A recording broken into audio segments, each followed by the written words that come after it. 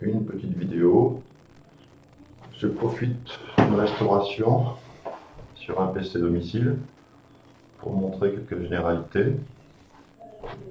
Une fois Logos installé, vous avez l'icône Logos qui est installée ici dans la barre des tâches Windows.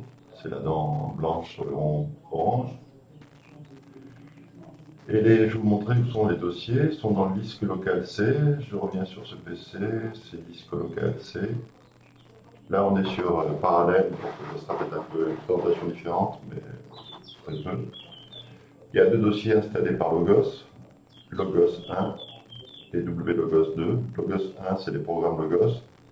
Logos 2, c'est des dossiers, les fichiers praticiens. Donc WLogos 2, c'est ici que vont se mettre à jour les programmes lors des mises à jour. Deux applications dont vous pouvez vous rappeler le nom. C'est l'application d'Ernum. Il suffit de faire un classement par ici, par type de fichier, application, et par ordre alphabétique, vous allez trouver d'Ernum, qui est ici. Je vais le lancer.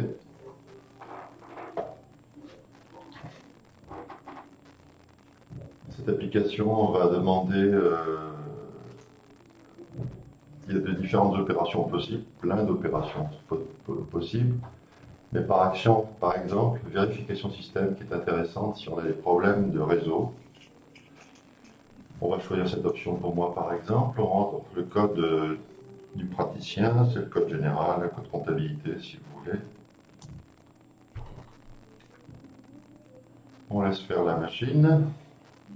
On voit que le pare-feu est à jour.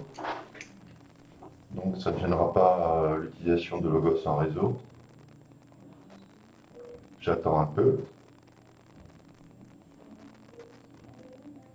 Et il va apparaître un deuxième bandeau.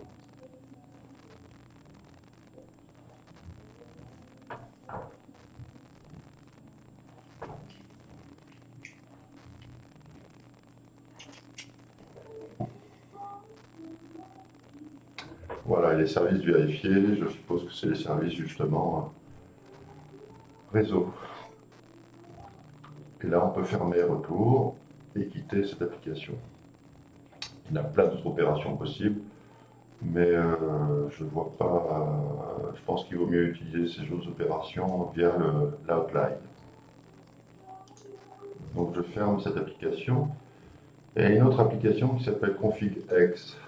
Celle-là, normalement, elle devrait vous servir qu'une fois, ou sauf si vous changez vos ordinateurs de place et vous voulez changer la base, le dossier de Logos 2 qui contient les fichiers patients. Si on la lance, la voilà. C'est ici où on va indiquer où se trouve ce dossier Logos 2, qui peut être sur un autre ordinateur, qui peut avoir été déplacé volontairement par le praticien. Mais pour rappel, ça se retrouve toujours au premier niveau du disque local. Mais c'est ici que vous pouvez indiquer un nouveau chemin si vous déplacez votre dossier Logos 2. Il faudra dans ce cas-là bien sûr le faire avant de lancer Logos. Je reviens sur ce PC. Donc je vais vous expliquer que sur le disque local C, vous avez Logos 1 et Logos 2. Logos 2 qui lui va contenir tout ce que vous enregistrez dans Logos. LS, c'est mes initiales. C'est là où vous allez avoir sans doute vos mots de passe enregistrés, etc. Vos en-têtes de courrier.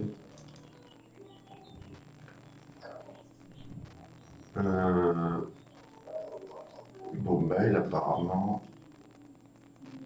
Et vos préférences. Toutes vos préférences d'utilisation Logos. Je passe très rapidement. Je vais dans le dossier patient. À mon avis, deux dossiers dont il faut se rappeler l'existence, c'est le dossier courrier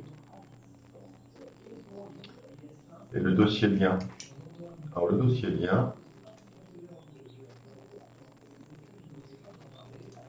je ne sais pas pourquoi ça fait ça, je m'excuse, petit problème technique dû à l'utilisation de parallèles.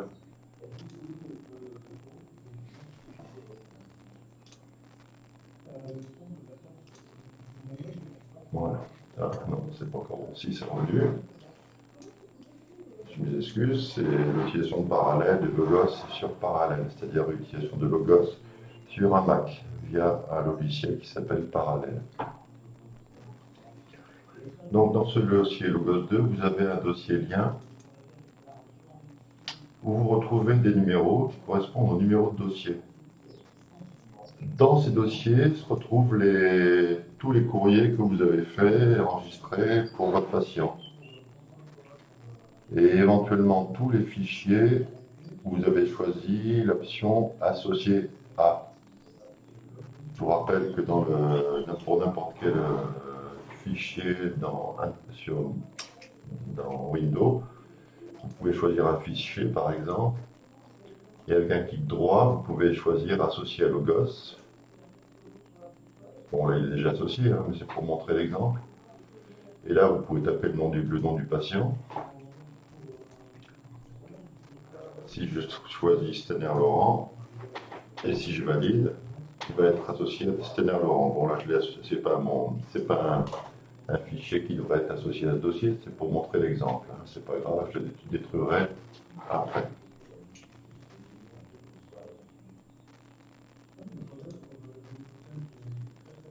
Vous aurez aussi ici les courriers types.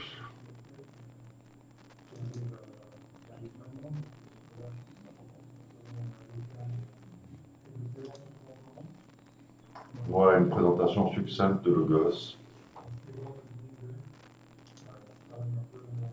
dans Windows pour que vous sachiez où se trouvent les dossiers utilisés par Logos.